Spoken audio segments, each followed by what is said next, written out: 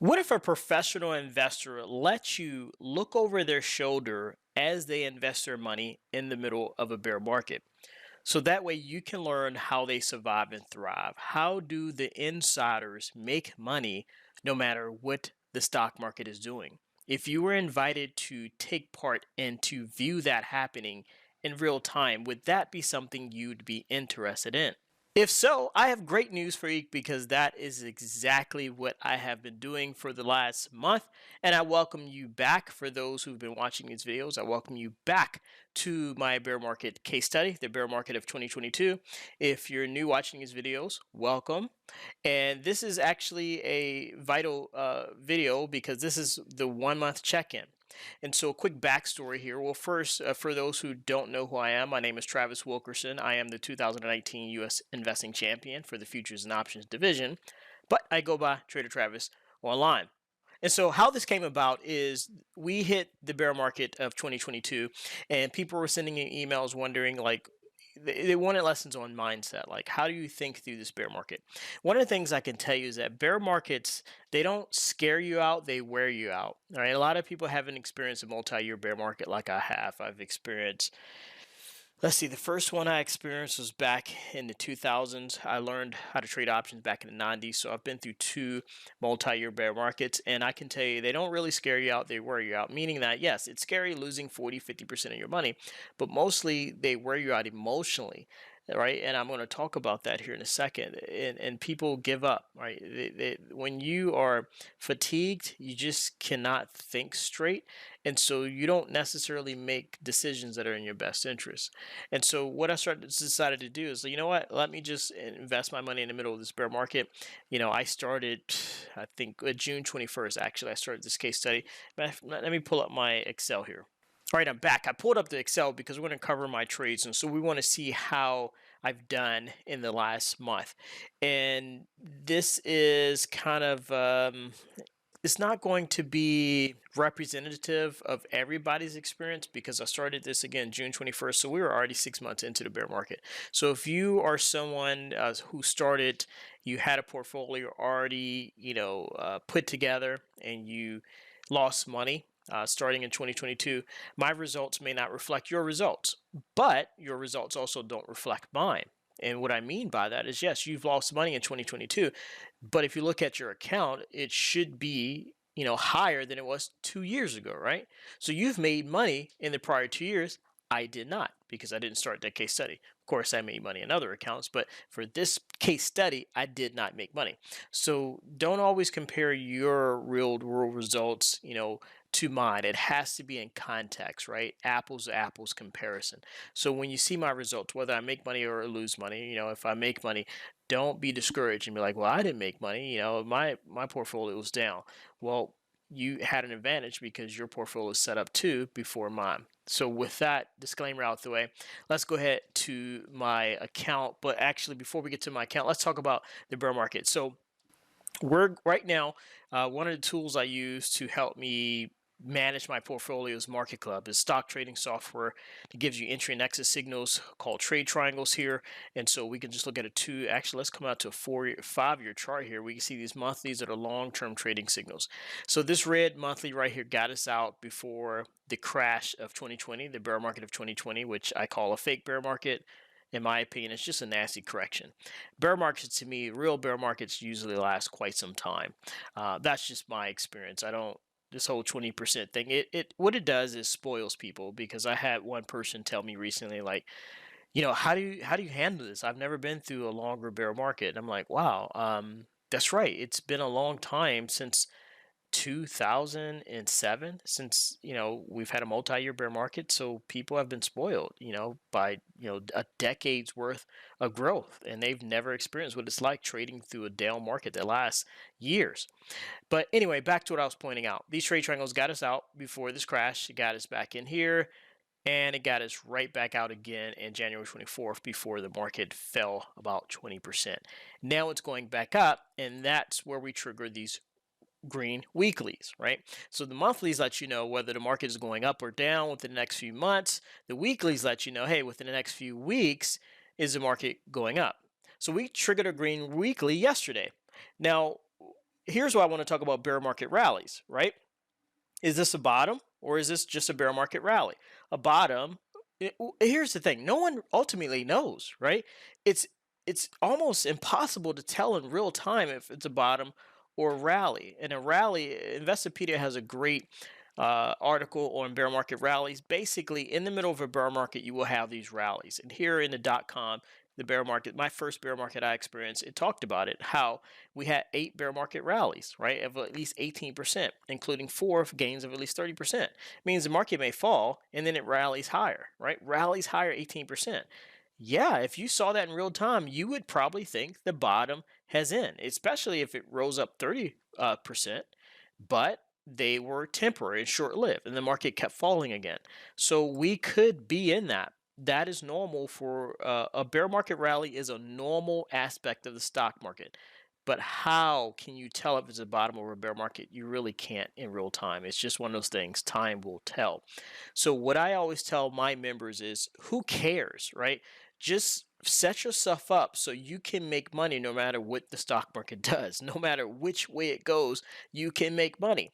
And that is how you can avoid the stress of trying to predict the market. I don't care if this is a bottom or a rally. I will make money regardless. See, that's one of the mindset tips I can give you, how to survive through a bear market. Set yourself up to make money no matter which way the market goes. You don't have to stress and worry about, is this a bottom or not, or should I get in some trades? What if it falls again, right? It doesn't matter. You should be able to make money either way. Right, but I want to let you know, don't get too excited about this green weekly. Could be a bottom, could be a rally. Rallies are normal. Back in actually 2007, the 2007 to 2009 bear market. Let's see if I can pull it up. So here's the most recent real bear market, what I would consider a real bear market I went through was 2007, 2009. Multi-year bear market when I say real bear market. So anyway, the market bottomed out, or didn't bottom out. It actually fell down from about October to March of 2008. And then it went up from March of 2008 to May of 2008. So that's 2 months of going up. And I was in a trading group at the time. I had a friend who believed that this was just, the bottom was in and it was going back up. And so he loaded up on calls. I still had puts, and he would berate me because he was richer than me at the time. I mean, he was a really condescending guy. I remember that. He was calling me stupid for having puts and things like that. And I'm like, well, it's still trading below the 200. Well, still technically, bearish, sentiment, but he was rich. I was still struggling. I was building my wealth at the time. So he knew better than me, according to him, right? He knew how to make money. Well, here's one of those times where I didn't particularly like being right, because he wound up losing so much money. I don't know if he had to go back to work, but he put himself in a very vulnerable financial position, while I went on to build wealth and eventually achieve financial freedom. So I never forgot that, right? You can be fooled. 2 months of going up, yeah, it is very reasonable for people to think that the market has bottomed out. Very, very reasonable. But the granddaddy of trend changes is the 200-day moving average. Our equivalent of that is the red monthly trade triangle. So we look here on 124. That's where we got the red monthly trade triangle. And if you're not lucky enough to have that software, then you could use the old-fashioned moving averages here. And so 124 is about here, where prices traded down through the 200-day moving average. So either one will work, but once prices start trading right above the 200 again and hold above it, these didn't hold. So if it holds above the 200 for maybe a week or so, that's when I would feel more confident that the bottom is in and we are heading back up. And that the bottoming process actually takes generally several months, unless you have what they call a V market recovery, where a V market recovery is what happened in 2020. Let's pull up I've got to go out to a 5-year daily chart. All right, so this is a V market recovery, the bear market of 2020. It bottoms out and it rockets higher. I think it rocketed higher like 30% in a couple of weeks. So that's a V recovery. Those are normal too. And again, it's impossible to predict if it's going to be a V recovery or a recovery that will take several months. All right, let's move on here because I promised I would keep all my videos short. And so I am just going to, here is my bear market case study here. Overall, it's showing I'm down for the open trades. But what I will do is update my Excel to see my booked profit so far, because these open trades, there's no telling, they could turn around. But one in particular, what I would show you how to do is before I place these trades, I'm going to just show you one trade right here. I have to manage both my ladder and the option wheel strategy, or the enhanced wheel strategy I'm using. So the market with the green weekly here, and the fact that this has achieved like 90% of the profit, I only have like 8 cents left to here. I'm going to go ahead and open a new trade here. So this is going to be my wheel put, and because of the green weekly, now I'm going to go ahead and be a little bit more aggressive on the puts I'm selling. So I'm just going to roll this forward a few days, and I'm going to roll it forward right around where SPY is trading at 397. So because again, with the green weekly, it's showing me that stocks may go up here from this point forward, and I don't have to be as conservative anymore. And the fact that I actually want to own the stock. I'm tired of selling these puts. I actually want to own the stock so I can sell cover calls on it. So I'm going to be aggressive now and just sell my put right where the stock is at as of today. And then I'll keep doing this until I actually have to buy the stock. Then I'll start selling cover calls. Okay, that order got filled there. And so what I'm going to do now is I have one more to adjust. This is my ladder trade. And I'm going to I'll pick the same expiration. That's next week sometime. But it's going to be at a different price point because, again, these two templates follow two different sets of rules. And I'm only going to get $46 here, which isn't much, but I won't be a profit snob, and I'll show you why here in just a moment. So let me send this off, update my Excel, and I'll give you one final wrap up of how I've done the first month of this case study, and then I'll wrap up today's video. Alrighty, I am back. So what I did was go through the broker platform. You've already saw the trades, and I just calculated their present value. For example, for the cover calls plus enhanced wheel strategy, my insurance I bought for this strategy is down. So I've lost $796 on the insurance, but all the income I brought in so far is $1,419, and I've rounded, for the most part. I didn't leave cents. And so if you take that income, subtract it from what I lost on my insurance, I am still up $623. So I did the same thing for every single strategy I'm profiling. Buffett strategy is only $8,300 margin requirement. This one is, I think, about a $9,000 margin requirement right now. Because I don't own the stock. Once I own the stock, I will recalculate everything. But the Buffett strategy, the Buffett put is up 847. And then we have just a opportunity put I bought for some. I had some leftover money. Buffett call here is up $1,000. Now this one right here, I hate losing money, but I am absolutely thrilled I lost money on the poor man's cover call, right? Because it proves exactly what I talked about. When I sold this, I brought in 4,300. These work great in a bear market. When the market's falling, I could potentially, keep all 4,300 or make 2,000, because when stocks fall, calls lose value. So I would have sold it for 43, bought it back for maybe $30, and booked a profit there. But the market went up, and I bought it back on the green monthly. And this is what I talked about earlier, where I said if you get your timing right, it can get ugly. I was fortunate because I only lost 700, but I've seen people lose thousands of dollars on these things when the market rockets higher. So same deal here. Added up all these numbers here, and so the Buffett strategy is up right now $630. Moving on here, the put ladder, the insurance again, which is down $796. Here's all the income I brought in. Temporarily, this is down $75. It's traditionally a bearish strategy.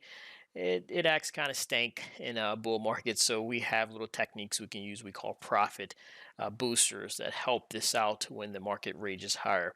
But this will change. It fluctuates in time. But right now, it is down. So I added up all those numbers together, divided it by my rough margin requirement right here. So I've made $1,100 in 1 month, and that's about a 7.4% return on my money in 1 month in the middle of a bear market. So again, that proves you can make money in the middle of a bear market. And so what I want to do is, a lot of people would just look at the dollar amount. They're like, oh, you only made $1,100, Travis. That's not a whole lot. It just depends on your account size. Again, $16,000 account, $1,100, that's life changing for a lot of people. If you had $1 million account, so let's see, $1 million account divided by 16,000 equals 62, right? So 62 of these 1,178. So 1,178, if you had $1 million account, that's how much you potentially could have made in 1 month. Not bad. So that's your motivation there to get to $1 million account, because life gets more fun once you have a 7-figure account. So let me stop rambling here and do one last takeaway here, because it goes to the point people turn their nose up at the small dollar amount. And I'm going to do the margin requirement here. And I'm going to show you that if you had 16,000 and you earned about 88% a year, which is unreasonable, but that's what I earn. That's 7% a month, right? It averages out to be about 88% a year. If you did that for 5 years, you'd have 375,000 at the end of 5 years. That's why it doesn't pay to be a profit snob and turn your nose up at the small dollar amounts here for $1,100. People are like, I want 10,000. Yes, think in percentages though. Can you compound your money at a high percentage? Again, I don't think, and I have not been able to earn 88% every single year. So we're going to bring this down to something a little bit more reasonable. Let's say 24%, right?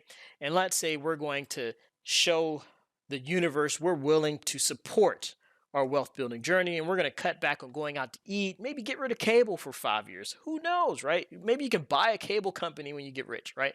But anyway, same figures, just adding a little bit of your own money here, showing the universe that you're willing to contribute and put your money where your mouth is. But you don't earn 88%, you just earn 24% a year, which averages about 2% a month. Now, let's see where we're at. We're at 95,000. Even still, in my opinion, that's great. For someone who starts with 16,000 and in 5 years you're going to have 100 grand, that is life changing. And again, not only does life get great when you have $1 million account, your 6 figures is like your first 6 figures is the hardest to make. But once you make it, things speed up from there, and you blink and you're at $1 million. Now, this video is over time. I meant for it to be 10 minutes, but I will shut my mouth up and I will wrap this up, and I will see you in the next case study video. But I pray you found some value and a couple of nuggets. So you take care, and I'll see you in the next video. Bye-bye.